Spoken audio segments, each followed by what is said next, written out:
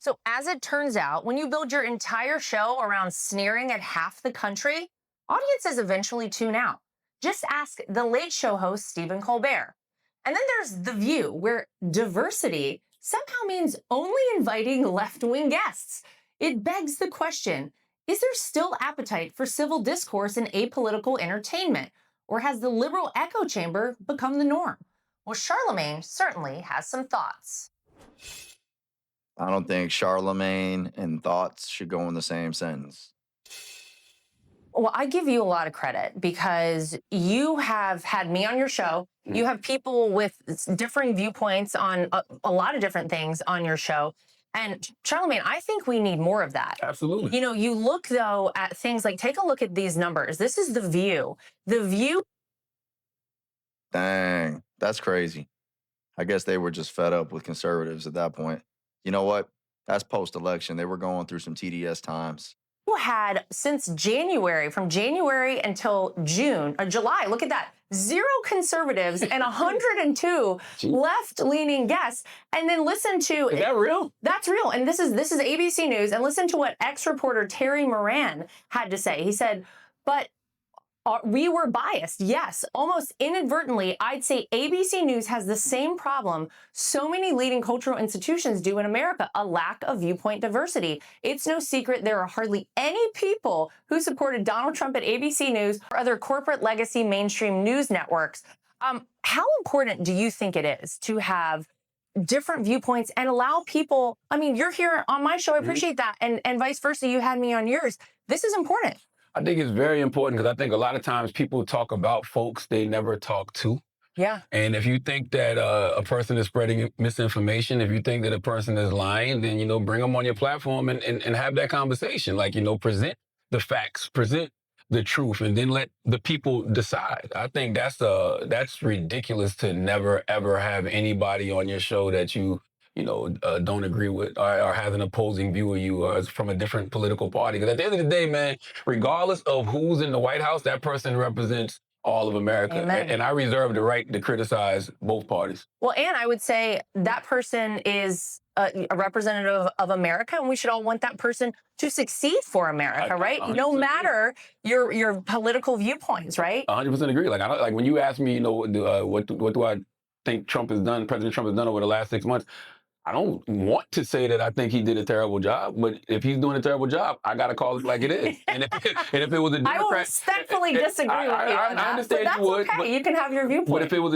I gave President Biden the same hell too, because I didn't think he was doing a good job. All we want is somebody in those positions that's going to do a good job. I'm not a part— This guy says he wants somebody in the White House that's going to do a good job. Meanwhile, he knows he was out there advocating for Kamala Harris, even though her one job as VP was to get control of the southern border. Even though we know that being a Democrat marching order doesn't really carry a lot of weight, it's saying, hey, can you just show up to the southern border and try to make it look as if we're doing something? And she didn't even do that. She didn't even show up to the southern border. So go do a good job is not credentials that's required for Charlamagne the fraud. I can tell you that much right now. He's completely full of it. Party person in no way, shape, or form. I want to say I'm an independent, but that don't make no sense because there's only 2 parties in this country, right? So you're going to end up voting for one of them. Yeah. Do you see yourself in 2028 voting blue or voting red? And is there anyone you might already see yourself supporting? There is 0, and I mean 0% chance Charlamagne's voting red. I really don't know. I mean, I think that there's some good candidates out there. I think that we really have to look to the governors when it comes to the Democrats. I don't think that there's any change agents that's going to come out of nowhere and shake things up in the Democratic Party. I think it's going to end up being a governor, Josh Shapiro or a Wes Moore, somebody like that. And Democrats didn't want Josh Shapiro as Kamala's VP, and we all know why. Instead, they chose Tampon Timmy, because the tampons were running low in the men's bathroom in the presidential suite. So, yeah, Democrat logic for you. And they actually have a track record, right? Because you can go look at their states to see what they're probably going to end up doing on it. That being said, he is right about that. Governors at least have a track record you could kind of look at. So, Gavin Newsom, you could take a look at how many people are fleeing his state and coming to states like Florida, and probably make the assertion that, you know what, maybe he's doing something wrong. Maybe there's some issues in California. Maybe we don't want this guy representing the whole of U.S. and bringing those issues to a actual nationwide problem. National level. The only other person I would like to see in 2028 run, and this is going to sound ridiculous probably coming from me, I would love to see Jon Stewart run in 2028. If we're talking about like a change agent coming from the outside that's really going to shake things up, and somebody that I feel like can speak to, all people. Plus, he's a celebrity who actually knows what they're talking about. We've seen him get legislation and stuff, passed before. Like, we know where his heart is. He'd be somebody I'd like to see really get in the race. The only time I seen Jon Stewart spitting some facts is when he called out the Wuhan Institute of Virology as probably being the point of origin for COVID. That's the one time I heard that guy say something that was, common sense in my opinion. And guess what? He got obliterated by the left-wing media for it. Absolutely obliterated, and then he stepped right back in line. Disrupt things in 2028. Well, maybe a Jon Stewart Colbert ticket, because Colbert's not going to have a job. He's not working because of President Trump, so they say. Colbert ain't working because of President Trump. We're going to wave over that because we don't have time to get into whatever the hell that means. Colbert ain't working because he can't retain his own audience, his own crazy left audience. I guess got sick of watching him dance around with a bunch of syringes and give people donuts for getting their vaccines. Absolute joke of a statement. Oh, people say different things. They also say he lost $40 million a year for CBS, which is also a bit of a problem whenever you're trying to have a successful show. If you had to pick... She got a good point. That's even better than what I just said. He can't retain profit for his organization that hired him.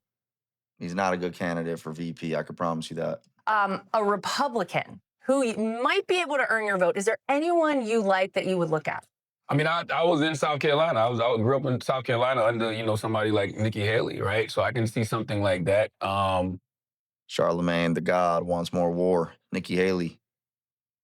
Again, this guy does like nothing but surface level research into all these people. He has no clue why he wants Nikki Haley. He's saying that because Democrats went on a big Nikki Haley tour and we're hoping that she could somehow leapfrog President Trump. I do think, and this is, I think that traditional conservatives are going to take the Republican Party back. I think there's a political coup going on right now in the Republican Party that people aren't paying attention to. Oh, interesting. Yeah, I think that this Epstein thing is going to be a way for traditional conservatives to take their party back. I really do. I think that they know this is the issue that has. Unfortunately for Charlamagne, like the traditional Republican Party is ceased to exist. Honestly, that if you're not MAGA, we ain't with you. That's all there is to it. If you're not for America first, we ain't with you. Gotten the base riled up. The MAGA base isn't letting this issue go, and for the first time, they know they can, probably take their party back and not piss off the MAGA base.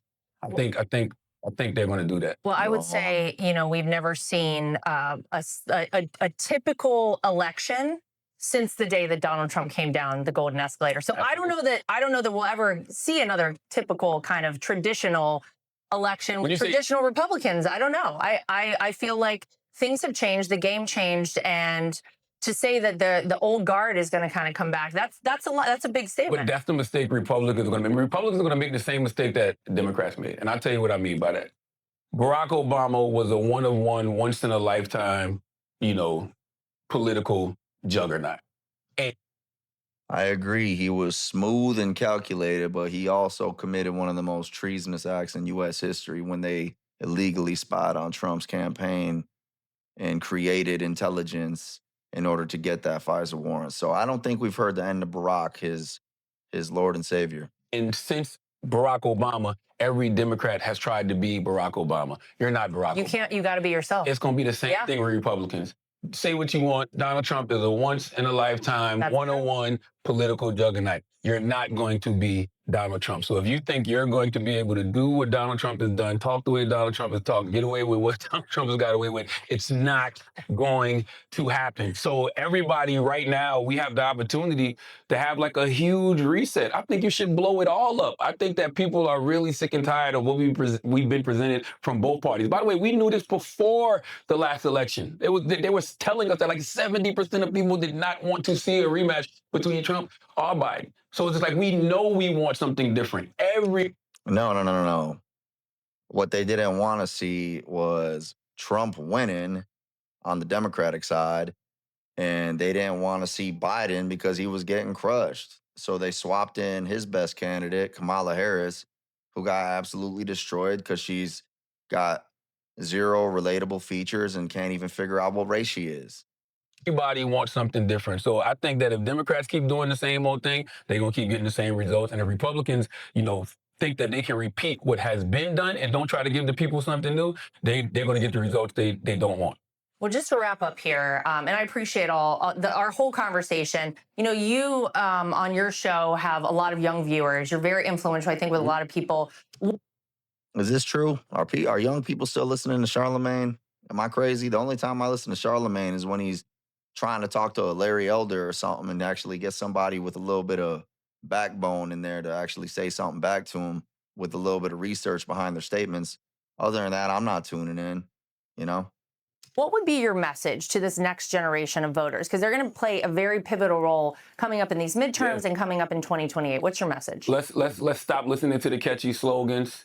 Let's stop putting on jerseys for different parties, and let's just focus on the people who are putting the ideas out there that truly are going to put more money in your pocket and truly are going to make you feel safe in this country. Like, who is the So the people who are going to put more money in your pocket is Jon Stewart and Stephen Colbert, who just cost his network $40 million a year.